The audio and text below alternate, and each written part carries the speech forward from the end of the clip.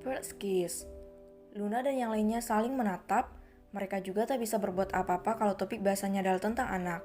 Yang sabar kak, Panya pasti sedang merasa terpuruk. Yang bisa kita lakukan saat ini adalah mendukungnya agar tidak terlalu larut dalam kesedihan. Ucap Mika memberikan dukungan pada Alex. Ya hanya itu yang bisa kita lakukan, ucap Alex.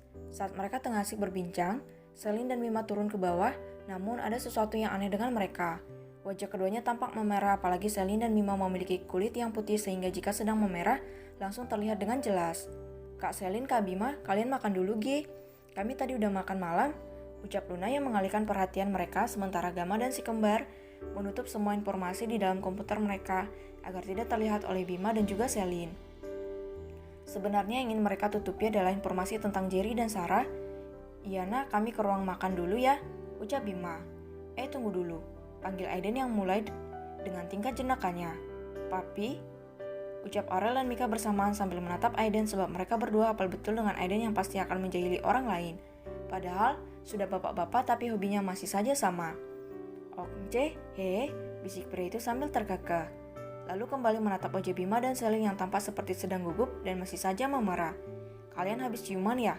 Ucap Aiden sambil menunjuk Celine dan Mima secara bergantian, membuat pasangan pengantin baru yang terikat pernikahan kontrak itu terbelalak saat mendengar ucapan Aiden. Belum lagi tatapan yang lain juga begitu serius menatap mereka, membuat Celine dan Mima semakin gugup dan malah terdiam. Cie, jadi betul ya? Sabar Bim, antar lagi bisa malam pertama sama Celine. Aiden tertawa terbahak-bahak. Peletak, Mika dan Alex yang duduk di dekat Aiden memukul kepala bapak satu anak itu yang mulutnya kadang-kadang benar-benar susah direm. Sayang, kalau mulutnya nggak ditutup, entar nggak aku kasih jatah, bisik Mika yang sontak membuat Aiden menutup mulutnya. Sudah sana kak, makan aja dulu, jangan pedulikan kak Aiden, ucap Luna meskipun di dalam hatinya dia benar-benar senang jika hal itu terjadi yang berarti harapannya bisa terkabul kalau Bima dan Celine bisa bersama untuk selamanya. Iya kami ke dapur dulu, ucap Bima tergagap. Sedangkan Celine malah menunduk karena malu sekaligus gugup. Celine bahkan dibuat heran bagaimana Aiden bisa tahu. Sayang, kamu senang banget kayaknya dengar itu, bisik Gama. Senang aja kalau mereka semakin dekat. Luna justru pengennya mereka itu bersama sayang. Makanya sampai semua kamar di rumah ini kita akal-akalin kalau lagi rusak biar mereka makin dekat. Kekeh wanita itu. Kamu ini ya, jahilnya masih tetap saja. Sama, ucap Gama sambil mencolek hidung istrinya. Celine terus mengikuti Bima menuju ruang makan.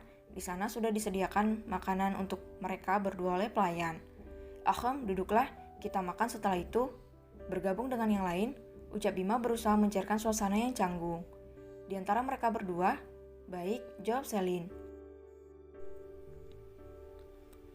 Beberapa saat yang lalu, Celine tengah menyusun pakaiannya di dalam ruang pakaian yang menurutnya sangat besar dan lengkap, bahkan di sana tersedia berbagai pakaian pria dan wanita, banyak yang tampaknya mereka masih baru dan belum pernah dipakai. Tentu semua pakaian itu Luna yang siapkan, bersama Mika agar Bima dan Celine sama nyaman di sana. Celine begitu serius menyusun pakaiannya, Bima yang baru selesai mandi dan hanya memakai handuk yang dililitkan ke pinggangnya masuk ke ruangan ganti itu tanpa menyadari kalau Celine tengah asik menyusun barang-barangnya di sana. Bima masuk ke dalam ruangan itu tepat saat Celine berjalan menuju pintu keluar. Pruk, Celine menjatuhkan pakaian yang dipegangnya sambil menutup matanya dan berteriak, kemana bajumu? Kenapa tidak pakai baju?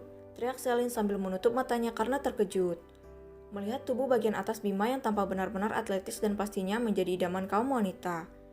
Maaf, pakaian yang kubawa tadi basah terjatuh ke dalam bathtub. Maaf Sel, aku nggak lihat kamu di dalam. Ucap Bima merasa tak enak. Cepat-cepat Bima mengambil pakaiannya. Matanya nggak usah ditutup itu kali Cel, ucap Bima yang tengah melihat pakaiannya di dalam lemari.